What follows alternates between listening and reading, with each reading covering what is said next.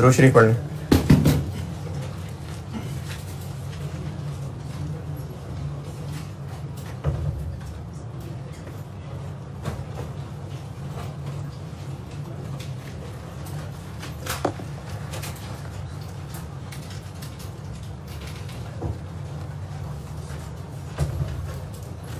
सवाल एक कल लिखा था मैंने, वो सॉल्व करते हैं।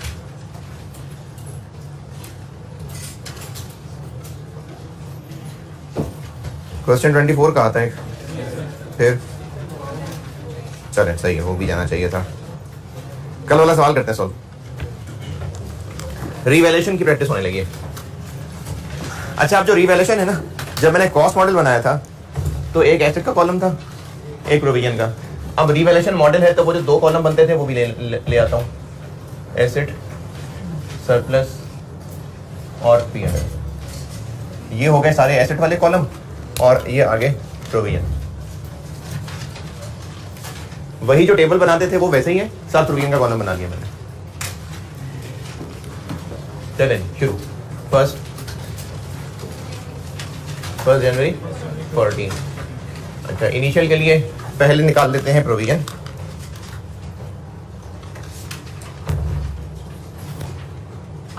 कल जो क्लास में सवाल लिखवाया था 10 million, discount rate 7%, power minus 10, 5.08 और एसेट कितने का, तो 105.08।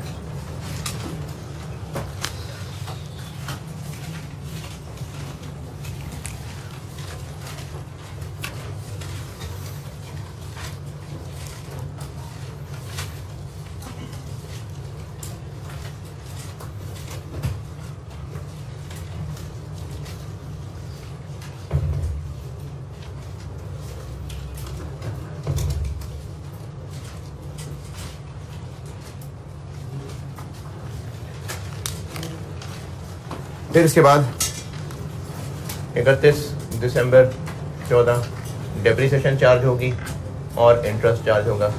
लाइफ 10 साल 10.51, 7% 36, 94.57, 5.44। फिर रिवैल्यूएशन है, चेंज है, क्या है, रिवैल्यूएशन है। 31 दिसंबर 14 को हो गई रिवैल्यूएशन।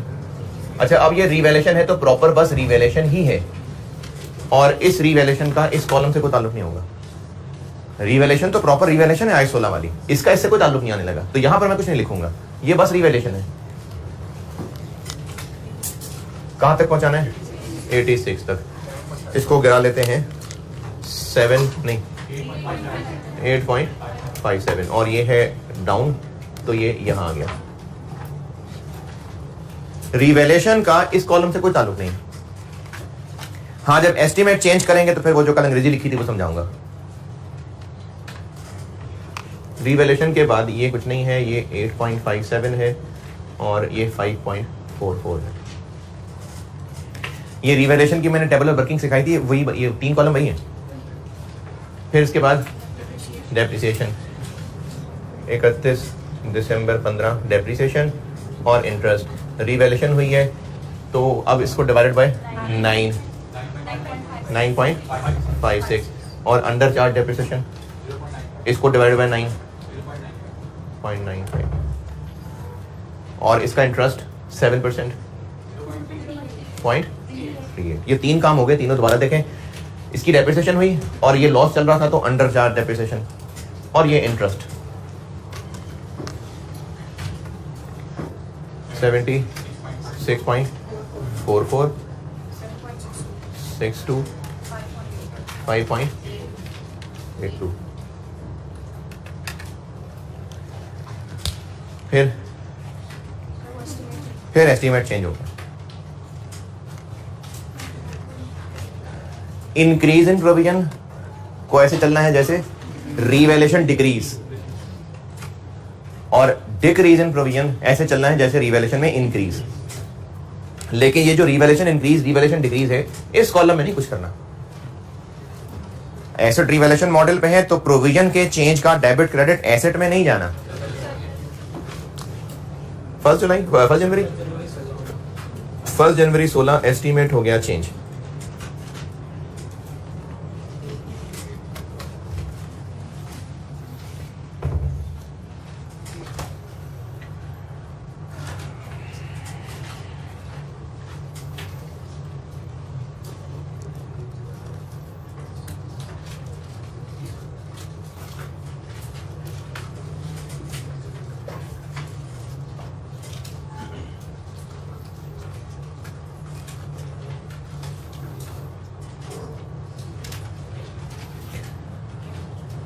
एस्टीमेट हो गया चेंज और उसका तरीका के नई फिगर 8 मिलियन 1.07 पावर 2 साल गुजर गए -8 4.66 1.16 डिक्रीज है।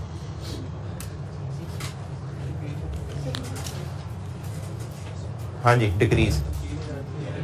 अब इसको एसेट में नहीं लिखना, ये रिवैल्यूएशन इंक्रीज जैसी चीज है और रिवैल्यूएशन इंक्रीज हो तो पहले यहां रिवर्स करते हैं और इसी यही जगह थी तो यही एडजस्ट हो गया।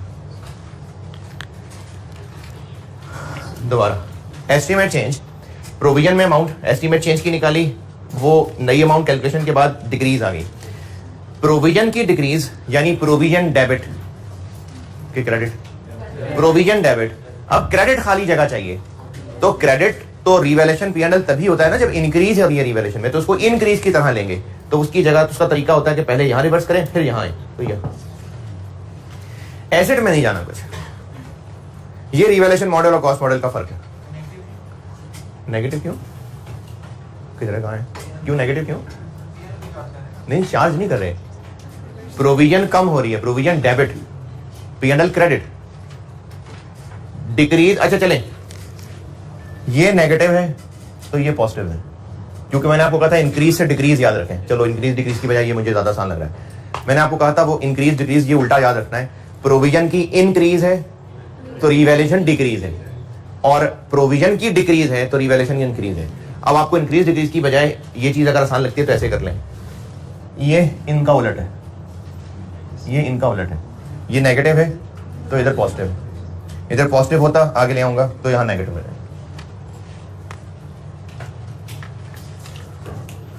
तो ये नेगेटिव तो वहां पॉजिटिव। और अब अपडेटेड पोजीशन बन गई, ये यही है, ये बच गया 6.46।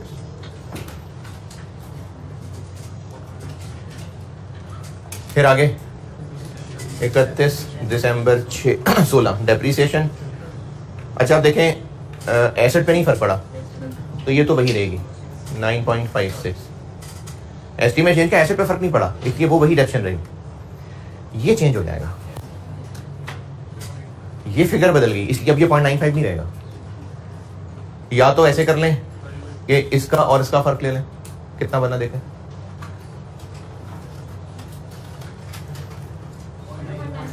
.95 नहीं सॉरी गलती करती मैंने, नहीं इसका फर्क नहीं लेना। हम लोग ये अंडर चार्ज ओवर चार्ज कैसे निकालते होते हैं, इसका फर्क नहीं लेना। नहीं मैं पहले कभी इस तरह की बात नहीं की, पता नहीं क्यों निकल गई मुझसे। इससे फर्क नहीं लेना। आपको कहा था कि सरप्लस और या इधर इस दोनों कॉलम के अंदर हम लोग डायरेक्टली इंक्रीमेंटल या अंडर चार्ज डेफिसिट कैसे निकालें, रिमेनिंग पे डिवाइड कर दें। तो अब रिमेनिंग कितनी है 8, इसको 8 पे डिवाइड करें पॉइंट।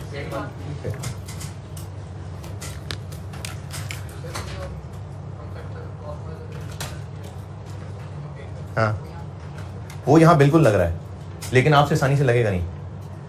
सवाल ये है कि ये फिगर या ये फिगर कैसे और निकाला करते हैं लॉजिकली कॉन्सेप्चुअली कॉस्ट मॉडल से कंपेयर करके, तो इससे क्यों ना कंपेयर कर लें। क्योंकि ना अगर कॉस्ट मॉडल भी होता तो फिर एस्टीमेट तो चेंज हुआ है ना, कॉस्ट वो ना रह गई होती। रिवैल्यूएशन मॉडल ना भी होता, कॉस्ट मॉडल होता, फिर भी एस्टीमेट चेंज तो हुआ है। ये तो अगर एस्टीमेट कॉस्ट मॉडल होता तो इससे हम एसेट को कम करते और फिर डेप्रिसिएशन रिवाइज होती, वो और इसको कंपेयर करते तो 0.81 ही आता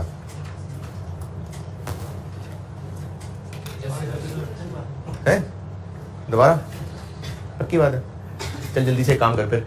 ये अगर कॉस्ट मॉडल ही रहे तो आप ये फिगर निकाल लें, पहले तो ये निकालें ना, करें कैलकुलेट करें ना, ये फिगर छोड़ दें, इसमें से यही डेफिनेट माइनस करें, इसमें से यही 10.51 माइनस करें,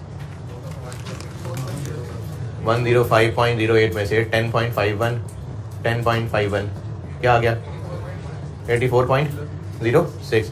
फिर एस्टिमेट चेंज डाल लें, 1 पॉइंट डिक्रीज है नेगेटिव, क्या आ गया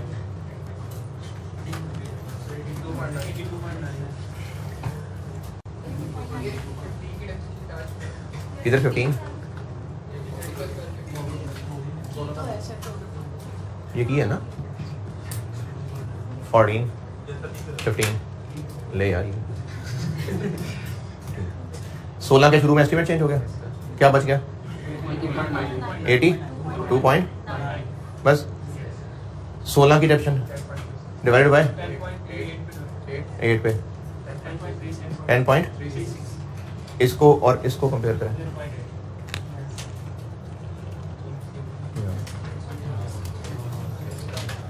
यस ये 0.8 आ गया। लेकिन आप क्या करें कि आप ना शॉर्टकट लगाएं, जब तक रिड्यूसिंग बैलेंस मेथड जाके और मेथड टेस्ट नहीं हो रहा ना, आप लोग ये शॉर्टकट ही लगाया करें। इसकी अंडर चार्ट डेप्शन का शॉर्टकट क्या है, इसको रिमेनिंग पे बांट लें, अंडर चार्ट नहीं इंक्रीमेंटल डेप्शन का, और अंडर चार्ट डेप्शन का तरीका ये है कि आप इसको रिमेनिंग पे बांट लिया करें। तो ये इसको रिमेनिंग पे बांटा तो ये आ गया, और वैसे अगर जिसने समझना था ये देखें वही आ रहा है, इनका डिफरेंस और 9.56 वही 0.8 आ रहा है। वो राउंडिंग ऑफ था ना, इसकी 0.8 और 0.81 का फर्क आ गया, वरना ये एग्जैक्टली वही आएगा एक्सेल पे करेंगे तो।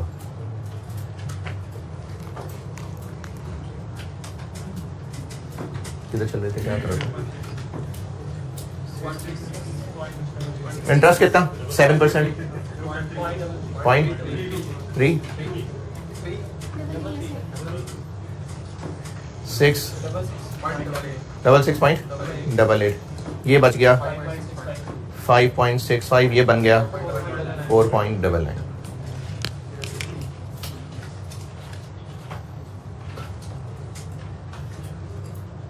ये बता दो कहानी।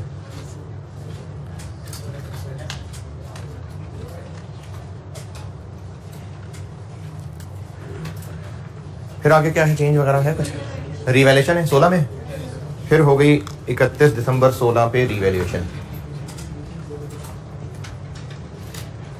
एस्टीमेट चेंज में एसेट को नहीं छेड़ना, रिवैल्यूएशन में प्रोविजन को नहीं छेड़ना। एस्टीमेट चेंज में इसको नहीं तंग करना, रिवैल्यूएशन में इसको तंग नहीं करना।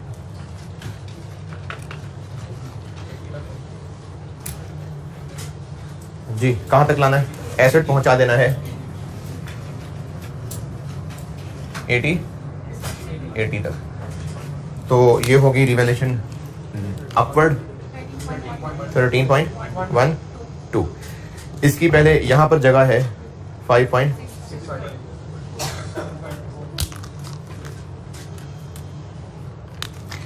ये लॉस रिवर्स हो गया सारा, और जो मजीद है 7.47।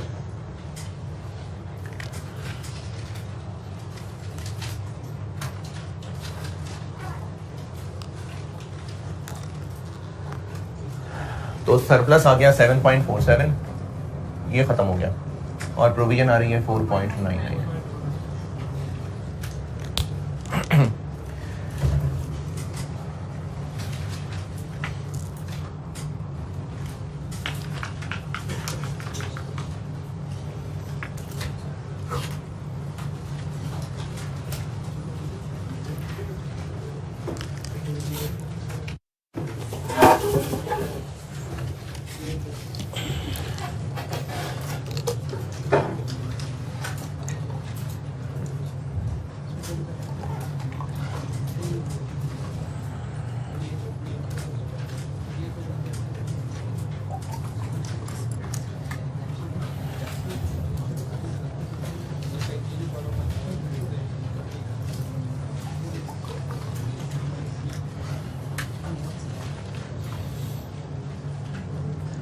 मसला है तो पूछ लो।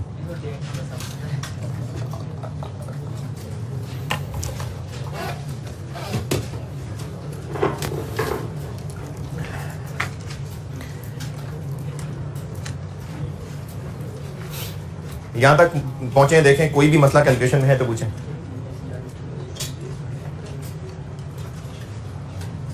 इकतीस दिसंबर 17,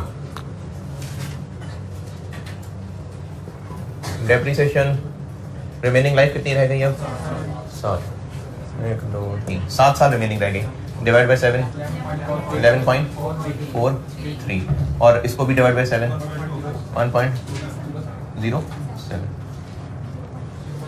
और इंटरेस्ट इस पे 7% 0.35।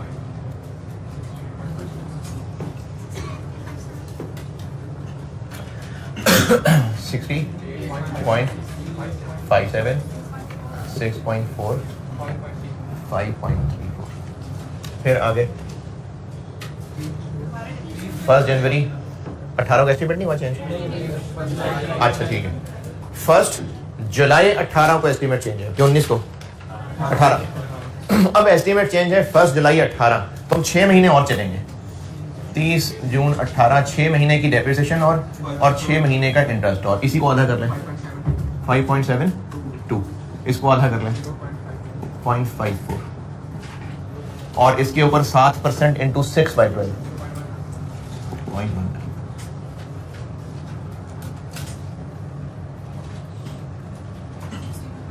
62.85, ये बच गया 5.86 और ये बन गया 5.53।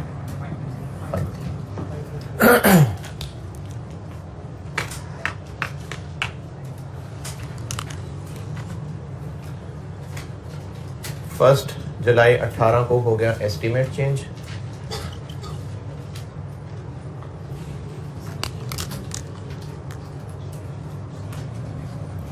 और एस्टीमेट चेंज के लिए पहले हम कर लेते हैं कैलकुलेशन। 17 मिलियन हो गया और डिस्काउंट रेट 1.05 हो गया और जिंदगी रह गई कितने साल गुजर गए? 1 2 3 4 और 4.5 साल गुजर गए।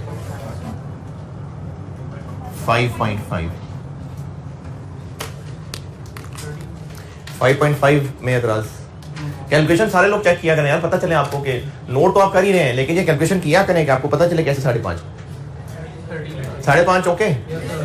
ये क्या बन गया? पूरा 13। तो ये आ गई इंक्रीज। कितनी इंक्रीज? 7 पॉइंट। प्रोविजन की इंक्रीज है, प्रोविजन का पॉजिटिव है, तो यहां नेगेटिव है। यहां जगह है 5.86 की और बाकी इधर 1.6।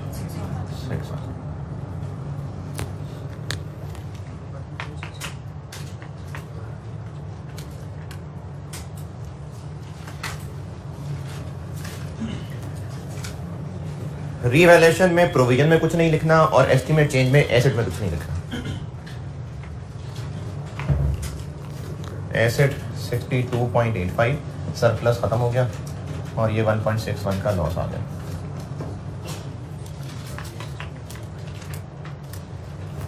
अब बाकी 6 महीने 31 दिसंबर 18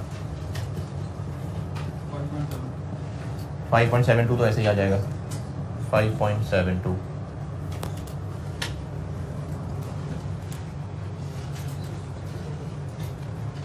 under charge depreciation this divide by ये remaining this divide by 5.5 into 6/12 0.15 into 5% 5 into 6/12 6 महीने ना 13 इंटू 5% इंटू 6/12 6 महीने की कर रहे हैं कैलकुलेशन 0.33 57.13 1.46 13.33 और मेरे ख्याल में बस किधर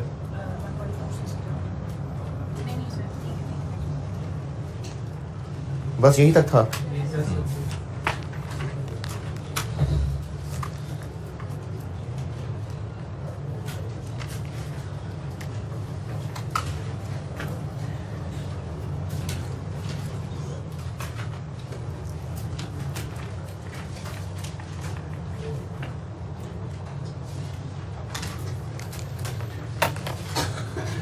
अच्छा अब इसको नोट करें, मैं फिर ना सारी एंट्रीज बोलता हूँ, आपको जो एंट्री बिल्कुल ऑब्वियसली लगे वो बेशक ना करना, जो ज़रा से भी मुश्किल लगे वो ज़रूर लिख लेना। अभी आपको लग भी रहना बस समझ आ गया, लेकिन भूल जाती है बाद में चीज़ें। इनकी तो मैं उम्मीद कर रहा हूँ कि डेप्रिसिएशन की एंट्री और इसकी एंट्री तो शायद ना भूले। मैं एंट्रीज मैं सारी बोलूँगा, आप सारी लिखते जाएं, मैं इतना स्लो ही बोलूँगा कि आप लिखना चाहें तो सारी लिख लें, लेकिन वैसे आपके लिए कह रहा हूँ कि अगर आपकी मर्जी है, कोई बहुत आसान एंट्री है तो बेशक ना करें, ये आपने अपने हिसाब से लिखना है। मैं वैसे सारी बोलने लगा हूँ, इसको नोट करना है, फिर मैं सारी एंट्रीज बोलता हूँ।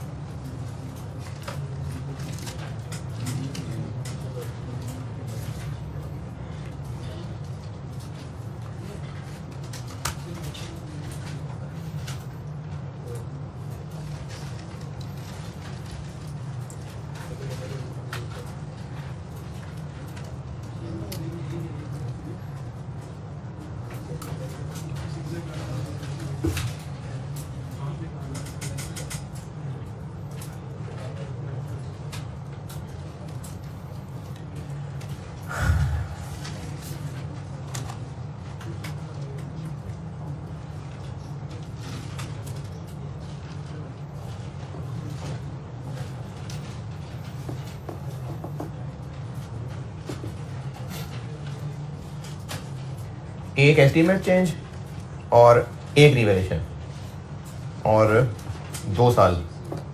8 नंबर का सवाल आया था रिसेंटली, एक रिवैल्यूएशन थी, एक एस्टीमेट चेंज था, जनरल एंट्रीज 8 नंबर है, ये यही है, ये ऐसे ही है। इसमें मैक्सिमम एक चीज़ और है जो मैं भी आपको डिसमेंटलिंग कॉस्ट और फेयर वैल्यू का आपको एक रिलेशन बताऊंगा, तो एग्जाम में यही एक रिवैल्यूएशन थी और एक एस्टीमेट चेंज था। अभी इसमें मैंने एक एस्टीमेट नहीं, डिसमेंटलिंग और फेयर वैल्यू के बारे में एक बात बतानी, और एक वो जो 2 नंबर पॉइंट नहीं, 2 नंबर पॉइंट नहीं, पॉइंट नंबर 2 के लिए जो जगह छोड़ी हुई है वो बताना है जी।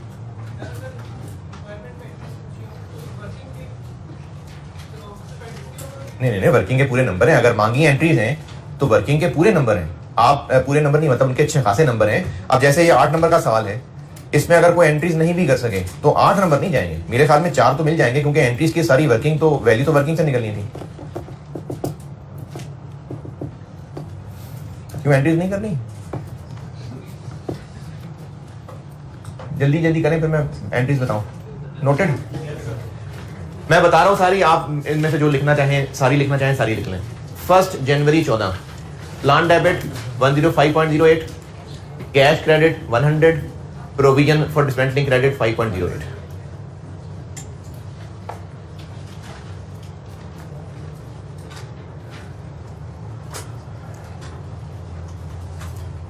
दिसंबर 14, depreciation debit accumulated depreciation credit 10.51, दूसरी finance cost debit provision for dismantling credit 0.36।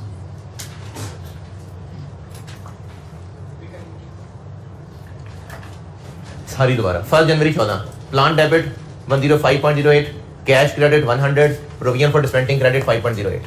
दूसरी 31 दिसंबर 14, depreciation debit accumulated depreciation credit 10.51। Number 3, finance cost debit provision for dismantling credit 0.36। चौथी, accumulated depreciation debit plant credit, revalue हो रहा है ना, पहले ये एलिमिनेट होगा। Accumulated depreciation debit plant credit 10.51।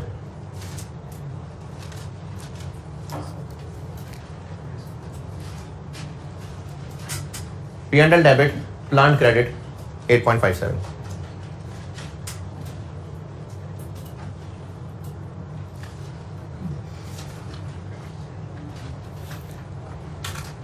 Dates भी तो लिखी ना। नेक्स्ट 31 दिसंबर 15, depreciation debit accumulated depreciation credit,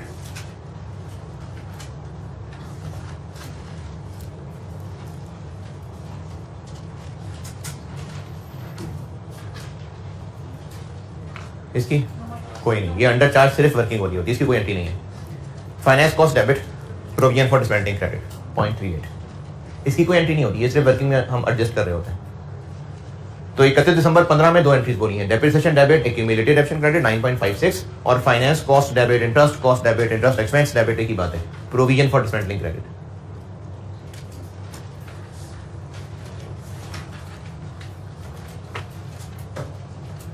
first January 16 provision for dismantling debit P&L credit,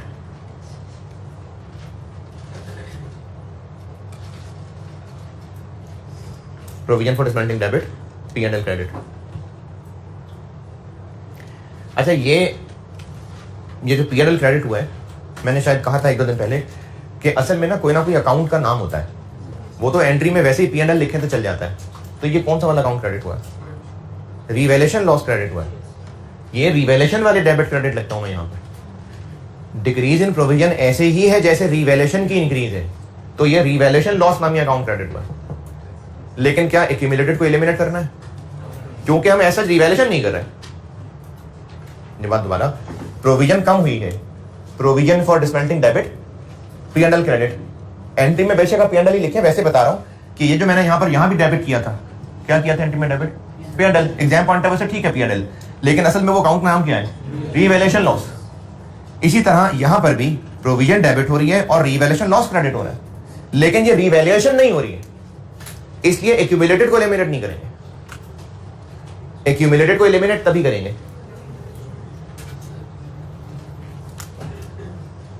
first January 16, 31 December 16 depreciation debit, accumulated depreciation credit,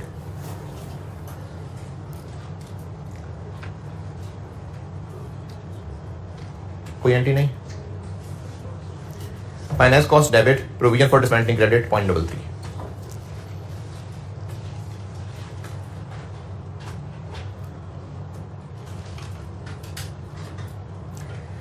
अब हो रही है रिवैल्यूएशन, तो ये दोनों accumulated depreciation debit, plant credit 19.12, अब हो रही है elimination. Accumulated depreciation debit, plant credit 19.12, plant debit P&L credit, revaluation surplus credit. 31 दिसंबर 16 plant debit, P&L credit, revaluation surplus credit. ये अब प्रॉपर रिवैल्यूएशन हुई है, इसलिए एक्यूमुलेटेड एलिमिनेट हुई है।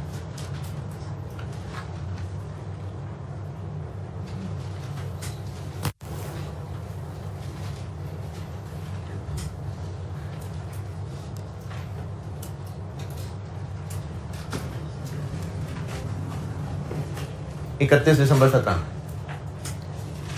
Depreciation debit, accumulated depreciation credit,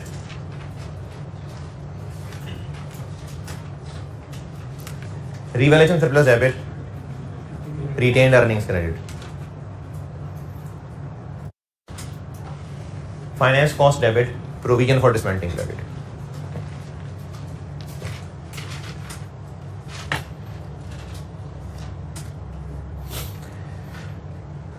तो लिख रहा है तो तीनों रिपीट कर देता हूं। 31 दिसंबर 17 depreciation debit, accumulated depreciation credit,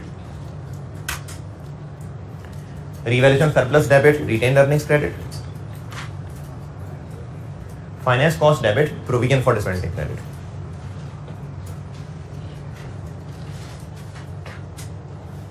June 18 यही तीनों entries repeat, depreciation debit, accumulated depreciation credit, revaluation surplus debit, retained earnings credit, finance cost debit, provision for dismantling credit.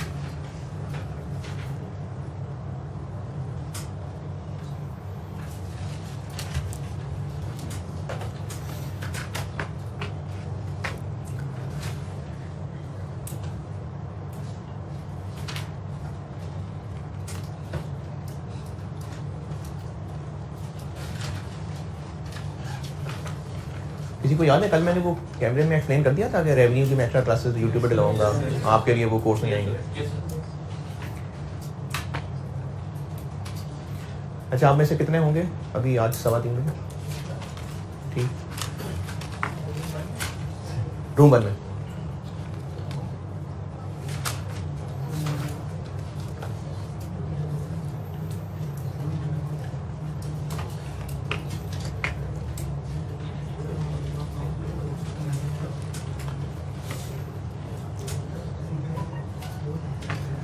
1 जुलाई 18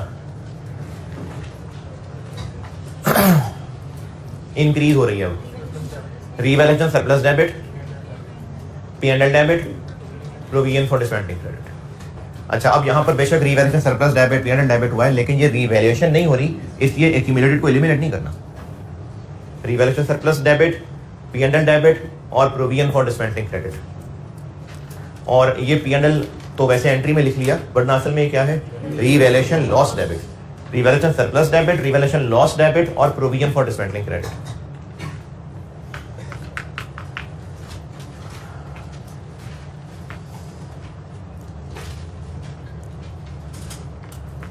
और लास्ट 31 दिसंबर 18 depreciation debit, accumulated action credit, कुछ नहीं, finance cost debit, provision for discounting credit.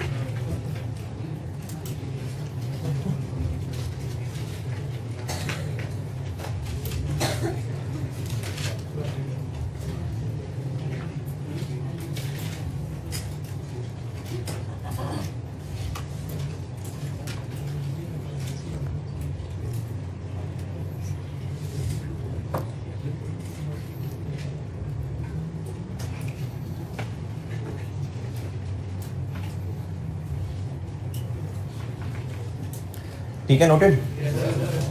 अच्छा, अब एक काम करें कि मैंने ना आपको वो जो पॉइंट नंबर 2 की जगह छोड़ी थी उस पर लिखवाना हूँ, अभी नहीं, फौरन नहीं लिखवा रहा, उस पर लिखवाना और फेयर वैल्यू और डिसमेंटलिंग का आपस में ताल्लुक बताना है, जिसके लिए एक पूरा फुल फ्लैग सवाल मुझे करना है क्लास के अंदर। लेकिन ये भी मैं चाह रहा हूँ कि आप एक दफ़ा इसको अपने हाथ से गुजार लें, तो बेटे टाइम ज़ाया नहीं करना, मेरे हिसाब से 10 मिनट बहुत हैं, मोर देन एनफ है। Question number 25, page number 168, question number 25, इसकी वर्किंग पूरी बना दें, एंट्रीज बेशक ज़बानी सोच के सोल्यूशन देख लें, लेकिन जल्दी करना है यार। पेज 168, क्वेश्चन नंबर 25, टेबल पूरा बना दें, कैलकुलेशन ताकि पक्की हो 31 दिसंबर 18, और एंट्रीज बस ज़बानी सोच के तो सोल्यूशन देख लेना। पेज 168, क्वेश्चन नंबर आखिरी 25, क्वेश्चन 25, 168 पेज।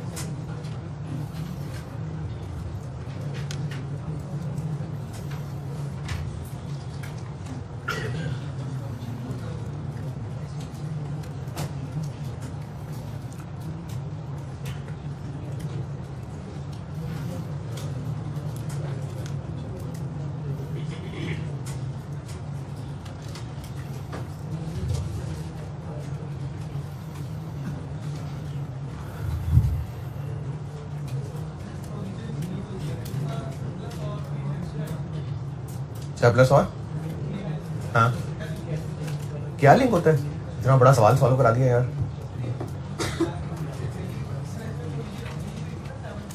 हाँ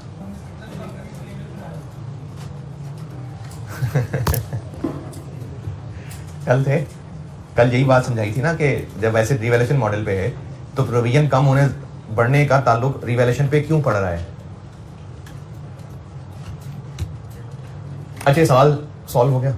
चलो अभी इसी पे सब्र शुक्र करो, अभी क्लास जब चेंज हो रही होगी तो आगे आगे पूछ लेना।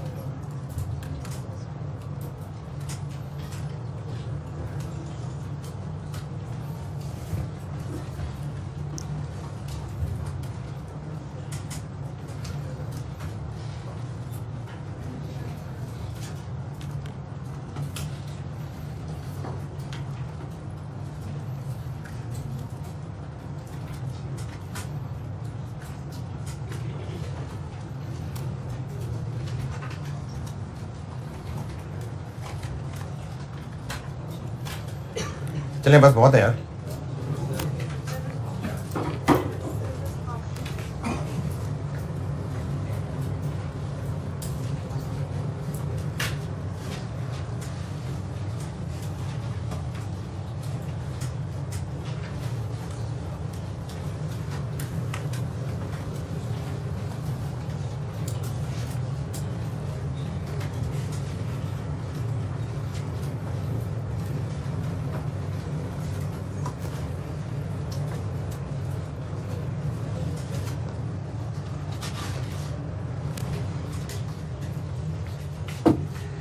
बस बताओ, टाइम नहीं है मेरे पास।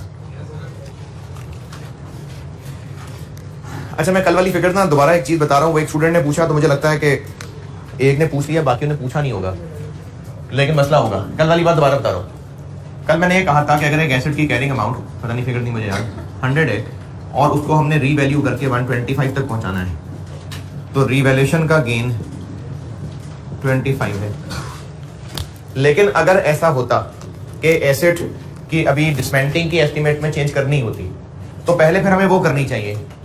डिस्मेंटिंग की एस्टीमेट चेंज क्यों करनी चाहिए? क्योंकि प्रोविजन की फिगर चेंज कर लें, एसिड की फिगर चेंज हो जाए, उसके बाद फेयर वैल्यू से कंपेयर करें।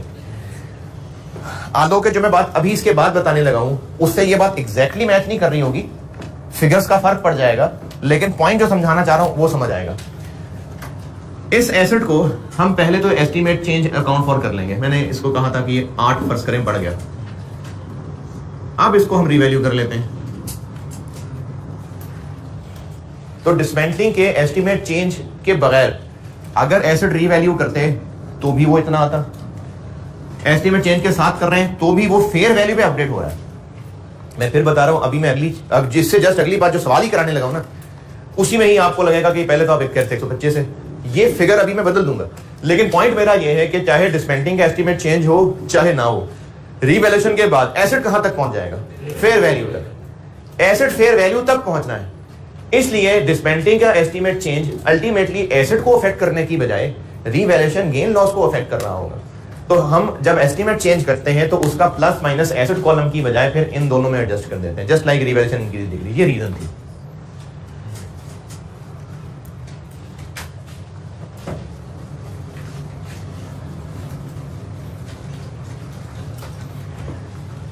अच्छा अब मैं ना क्वेश्चन 20 अगला क्या 6 ये करता हूँ सॉल्व बोर्ड पे। इसमें से मैं आपको एक तो फेयर वैल्यू की एक चीज सिखाऊंगा, दूसरा वो जो पॉइंट 2 की जगह छोड़ी है ना वो लिखाऊंगा।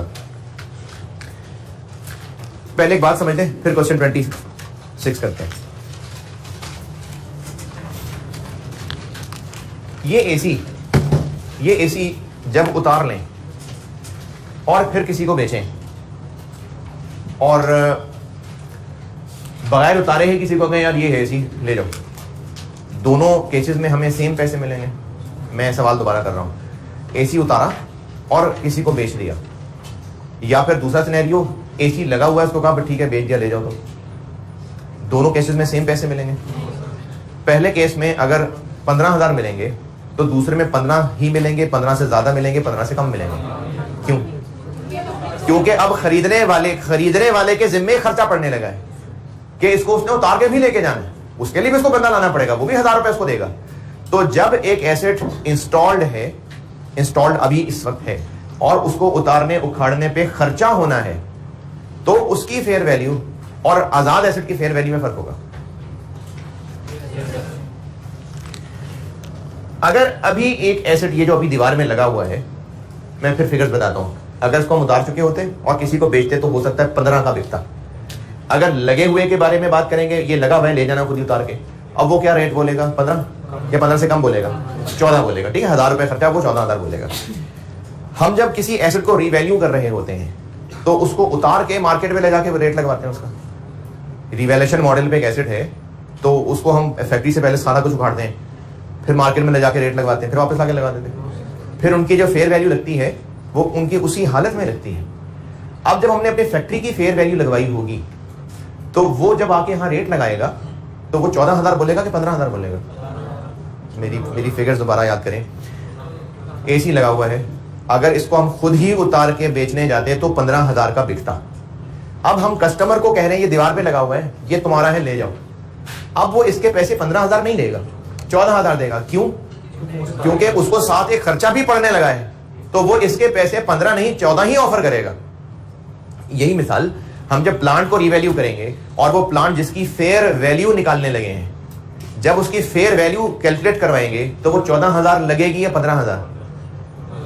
क्यों 14,000? क्योंकि प्लांट हमारे पास लगा हुआ है, हम उसको उतार के नहीं मार्केट में ले जाके रेट लगवा रहे।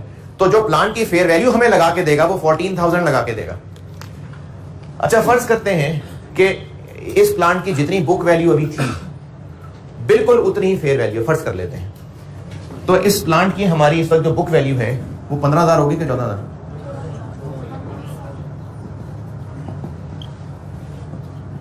अच्छा पहले बताएं 15 और 14 वाली बात क्लियर है, मैं क्या बोल रहा हूं? 15,000 क्या था? अगर ये एसी उतार चुके होते और फिर रेट लगता तो वो 15,000 लगता। अब इस इंस्टॉल्ड दीवार पे लगे हुए एसी का रेट हमें वो 14,000 बताएगा क्योंकि उसको इसका खर्चा पड़ने वाला है। तो वो हमें इस इंस्टॉल्ड एसी का जो रेट बता रहा होगा वो आजाद एसी के रेट के बराबर नहीं होगा। हम जिस एसेट की रिवैल्यूएशन करने लगे हैं वो एसेट अभी हमारी बुक्स में है या हमने डिसमेंटल करके रख लिया, वो हमारी बुक्स में भी है और फैक्ट्री के अंदर भी मौजूद है, इंस्टॉल्ड भी। क्योंकि ये बुक्स में है तो इसके अंदर डिसमेंटलिंग कॉस्ट शामिल है, डिसमेंटलिंग कॉस्ट शामिल है। ये ज्यादा आ रही है कि कम आ रही है? या शामिल है, इसके अंदर ज्यादा आ रही है।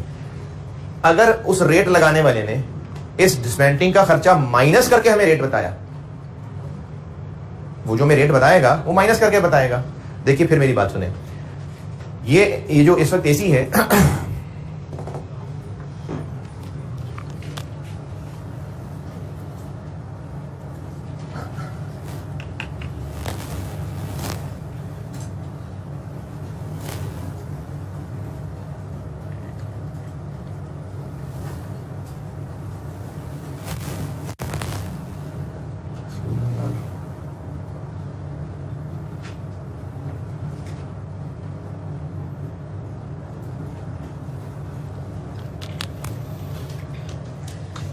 एक मिनट याद बताता हूँ।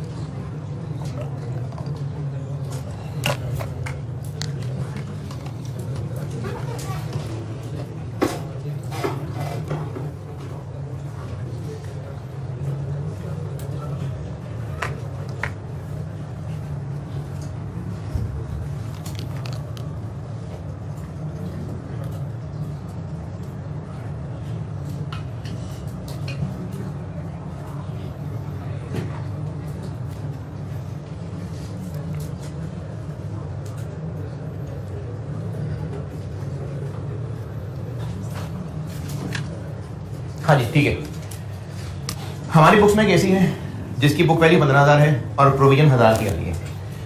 एग्जैक्टली ऐसा नहीं होता जो मैं बात कर रहा हूँ, क्योंकि डेप्रिसिएशन और इंटरेस्ट में फर्क होता है। लेकिन अगर डेप्रिसिएशन और इंटरेस्ट के फर्क को अभी फिलहाल छोड़ दें, अगर प्रोविजन ना होती तो एसेट कितने का आ रहा होता? 14 का ना, क्योंकि provision asset debit provision credit हुई है। आल्दो के एग्जैक्टली ऐसा नहीं है, क्योंकि ये डेप्रिशिएट होता जा रहा है, डेप्रिसिएशन कुछ और है और प्रोविजन का इंटरेस्ट कुछ और है। लेकिन मोटी मोटी बात शायद आप एग्री कर जाए, प्रोविजन जब रिकॉर्ड हुई है तो एसेट डेबिट प्रोविजन क्रेडिट हुई है।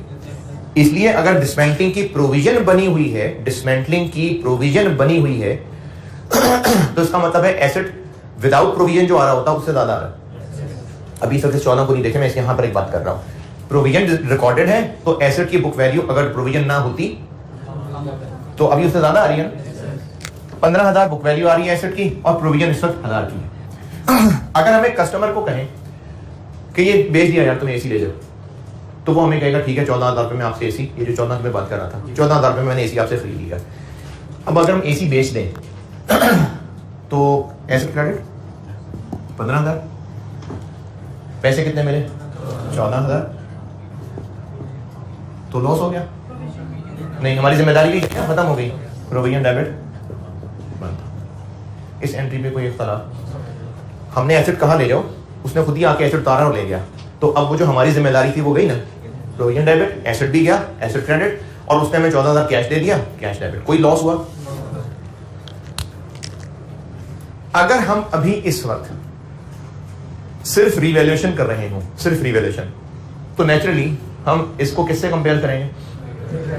14,000 से। और क्या लग रहा है बताहिर 1000 का, जब लॉस है ना, जबकि अगर अभी के अभी बेच देते तो लॉस होता। फिर यस सर, मुश्किल से मिसाल बनाइए। यस सर,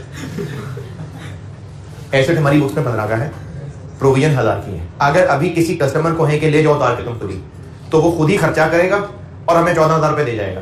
तो cash debit 14, asset credit 15, provision debit 1000। कोई इस ट्रांजैक्शन पे लॉस हुआ? नहीं हुआ ना लॉस, यानी इस एसेट का 14,000 के बिकने में कोई नुकसान नहीं है। लेकिन अभी वो उतार के बेचा नहीं है, अभी बुक्स में एसेट 15 का है, प्रोविजन 1000 की है। अब इस लगे हुए एसेट की जो मैं रेट बताएगा वो 14 बता रहा होगा। वो बताने वाला 14 क्यों बता रहा होगा? क्योंकि उसने तो अपना खर्चा रख के बताना है। लेकिन अगर हमने इसके हिसाब से रिवैल्यूएशन कर दी तो 1000 का लॉस हो जाएगा, जबकि लॉस तो होने जा ही नहीं रहा हमें, है ना। तो फिर ये रिवैल्यूएशन लॉस सही नहीं होगा, ये अनफेयर होगा। अब इसको फेयर करने के लिए या तो इसको नेट कर लें, लेकिन इसको नेट करना इसलिए ठीक नहीं है क्योंकि एसेट की कैरिंग अमाउंट तो 15 है। तो उसके लिए फिर किया यह जाता है कि वो जो हमें पैसे काट के बता रहा है, हम पैसे काटे बगैर करना चाहें तो हम इस 14 में ये खुद से ऐड कर देंगे और इसको अब फेयर वैल्यू बोलेंगे, ताकि वो जो बिला वजह हमें एक रिवैल्यूएशन लॉस पड़ जाना था जबकि असल में तो होने नहीं लगा कोई लॉस, वो फिर ना हो सके। ये बात समझ आई? अब इसका एग्जाम से ताल्लुक ये है कि अगर आपको सवाल के अंदर ये जो फेयर वैल्यू दी है, खामोशी है, कुछ नहीं कहा, बस फेयर वैल्यू दी है जो अभी तक सवाल में किया, तो फिर इसका मतलब ये टेंशन नहीं है। लेकिन अगर आपको जो वैल्यू दी हो और उसके बारे में लिखा हो कि ये नेट ऑफ डिसमेंटलिंग ऑब्लिगेशन है, तो फिर आप इसको ऐड कर लेंगे। किसको ऐड कर लेंगे? जितनी उस वक्त आप ही की बुक्स के अंदर प्रोविजन आ गई, ताकि एक बिला वजह का लॉस रिकॉर्ड ना हो जाए। ये कहानी समझ आई? अच्छा, कल मैंने आपसे कहा था कि रिवैल्यूएशन में वो जो आधा पेज बांटा हुआ था, पॉइंट 2 लिखना है और उसके बाद मैंने कहा था 1-2 नोट्स लिखवाने थे, तो उनमें से एक पहला नोट लिखवा रहा हूं और ये लिखवा दिया। लिखें कि अगर आपको सवाल में फेयर वैल्यू दी हुई है और कहा हुआ है कि वो नेट ऑफ डिसमेंटलिंग ऑब्लिगेशन है, तो आप रिवैल्यूएशन करते हुए उस गिवन फेयर वैल्यू में उस डेट की प्रोविजन की फिगर ऐड करें, फिर उसको फेयर वैल्यू लेके रिवैल्यू करें। अब मेरे अल्फाज जितने याद करने की कोशिश करेगा उसको तो कुछ समझ नहीं आया मैंने क्या कहा है। पॉइंट 2 की कितनी जगह छोड़ दें? 7-8 लाइनें, 10 लाइनें, 12-11 चले। अच्छा, सब लोग अपने होश में नहीं, तो दोबारा सुने। मैंने रिवैल्यूएशन मॉडल का केस लिखा था इधर, फिर हाफ करके पेज पॉइंट 1, पॉइंट 2 किया था, इस जगह किया था। फिर इधर कहा था राइट कॉलम में मैंने पॉइंट 2 अभी लिखवाना है, उसके लिए कुछ 7-8-10 लाइनें चाहिए। फिर ये जो रिवैल्यूएशन का डब्बा बनाया था इसकी जगह जरूरत खत्म। इसके नीचे मैंने कहा था मैं आपको 2 एग्जाम नोट्स लिखवाऊंगा, ये मैंने कल कहा था। अब उनमें से पहला एग्जाम नोट लिखवाया है, जो कि बता दिया मैंने उर्दू में ही, आप लिख लें कि अगर आपको सवाल में फेयर वैल्यू दी है और लिखा है कि ये नेट ऑफ डिस्पेंडिंग कॉस्ट है, तो आप उस गिवन फेयर वैल्यू में उस वक्त की आपकी ही टेबल के अंदर ही जो प्रोविजन की अमाउंट आ रही है, अभी मैं करके दिखा देता हूं, अगर आपको भी अल्फाज समझ नहीं आ रहे कोई बात नहीं, मैं सवाल करता हूं फिर लिख लेना बेशक। जो प्रोविजन की टेबल में वैल्यू आ रही है उसको इस गिवन फेयर वैल्यू में ऐड करें, फिर जो आंसर बने अब उसको फेयर वैल्यू के तौर पे रिवैल्यूएशन के लिए यूज करें। ये आपने ऐसे लिखना है कि अपने आप को समझा लें, और जिनको अभी भी अल्फाज नहीं मिल रहे तो मैं ये सवाल बोर्ड पे सॉल्व करूंगा तो नजर आ जाएगा, फिर लिख लेना। जी जी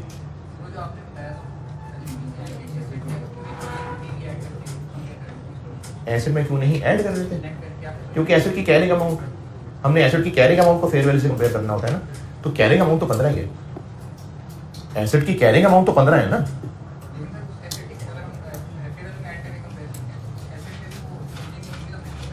हाँ तभी तो वो दोनों कंपेरेबल है, उसमें भी एडेड है इसमें भी एडेड है, तभी तो फेयर कंपैरिजन हुआ है।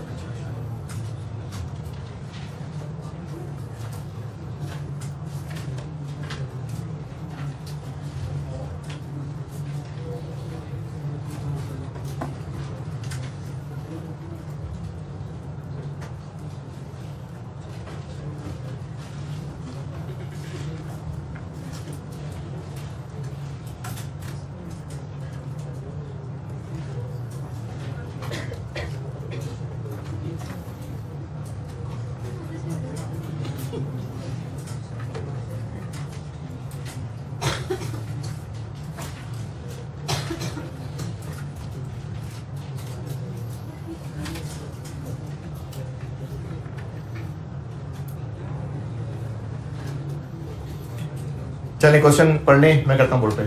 क्वेश्चन कौन था? 26। क्वेश्चन 26 पढ़ लें, मैं करता हूँ बोर्ड पे।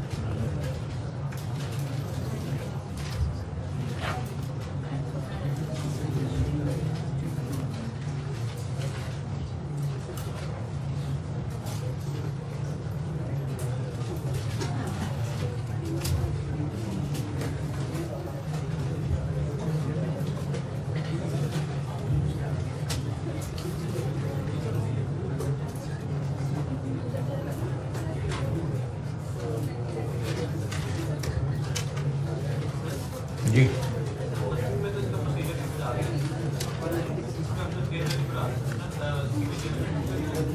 नहीं नहीं, रिवैल्यूएशन करते हुए फेयर वैल्यू क्या लेने बस।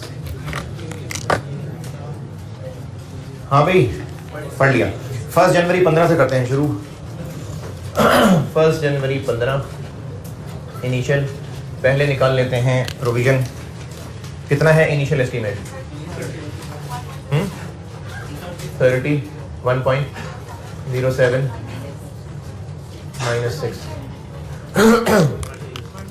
पूरा 20 और प्लांट वैसे कितने का था? 50, तो ये हो गया 70।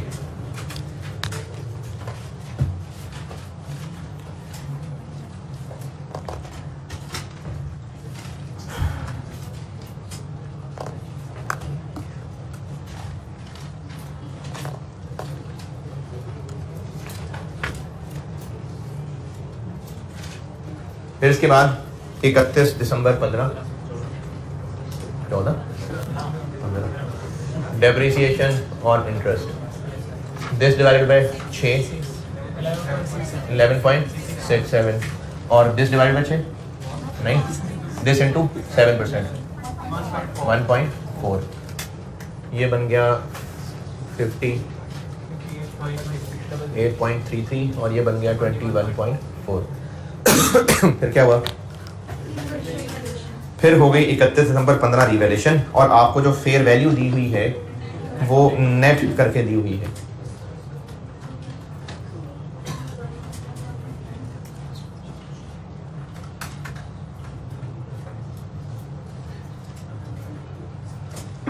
अच्छा ये 20 तो नहीं आता, 99 आता है। मैंने कहा कि फिगर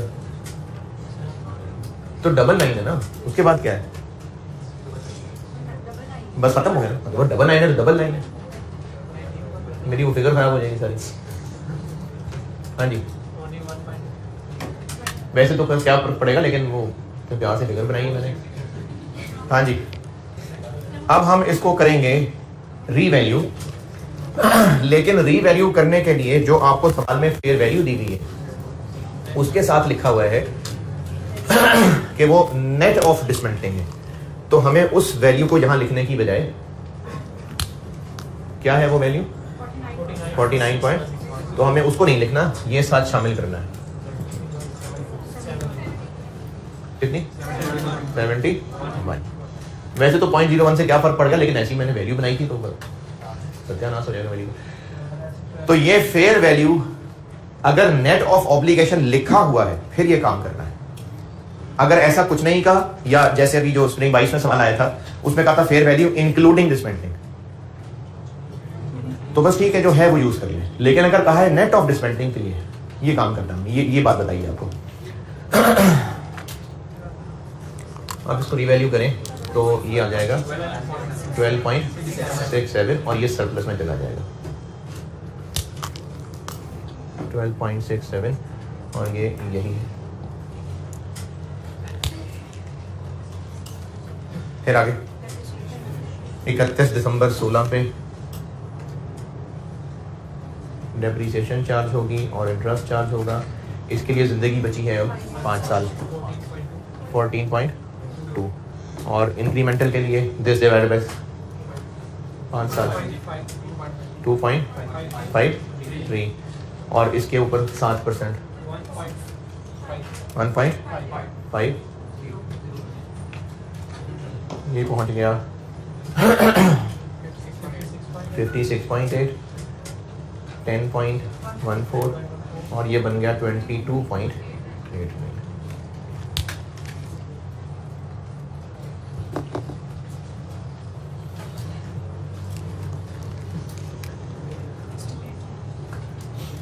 फिर 1 जनवरी 17।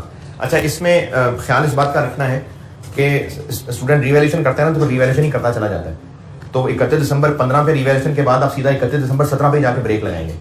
लेकिन 1 जनवरी 17 पे एस्टीमेट चेंज भी हो रहा है, तो 1 जनवरी 17 पे हो रहा है एस्टीमेट चेंज और उसके लिए पहले प्रोविजन नई कैलकुलेट कर लेते हैं।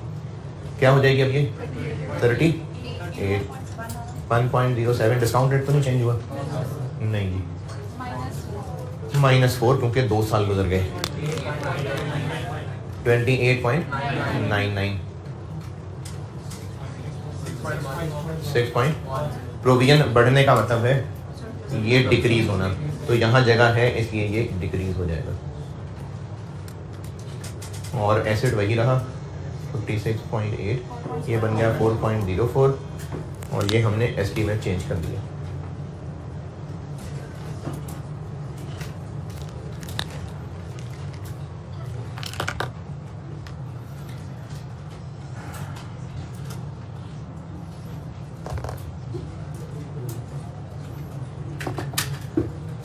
अच्छा, चूंकि आप में से काफ़ी सारे बच्चों शाम को भी क्लास पढ़ रहे होंगे, इसलिए एक छोटा सा होमवर्क दे रहा हूँ, छोटा सा होमवर्क। इस सवाल को ना आपने ये जो मैं सवाल करने लगा, ये जो कर रहा हूँ आपने इसको 1 जुलाई 19, इस सवाल में एस्टीमेट चेंज कब हो रहा है? अगला एस्टीमेट चेंज 1 जुलाई 19। चूंकि मिड में हो रहा है तो पहले 30 जून 19 तक डेप्रिसिएशन करनी पड़ेगी। आप ना इसको पहले 30 जून 19 तक के सवाल को करिए।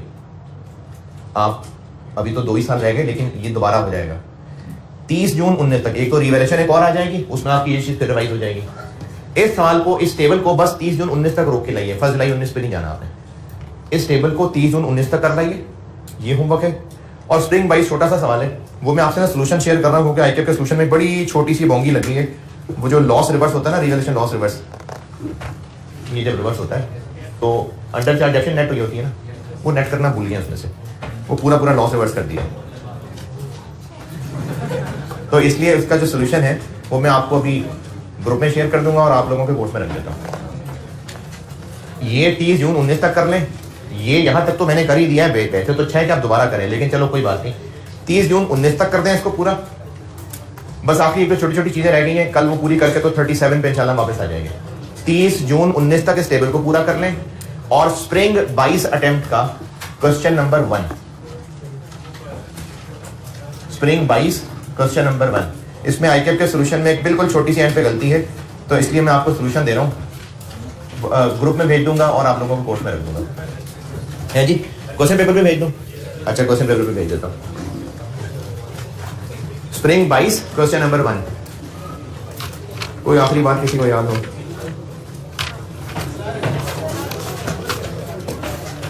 बड़ा अर्थ ही हो गया यार।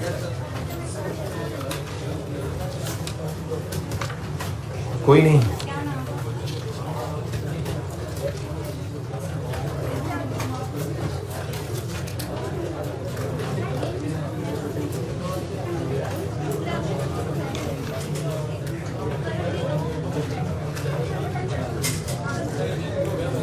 ये मैंने बता दिया था कि दुनिया के एतबार से अपने से कमतर लोगों को देखो, बता दिया था।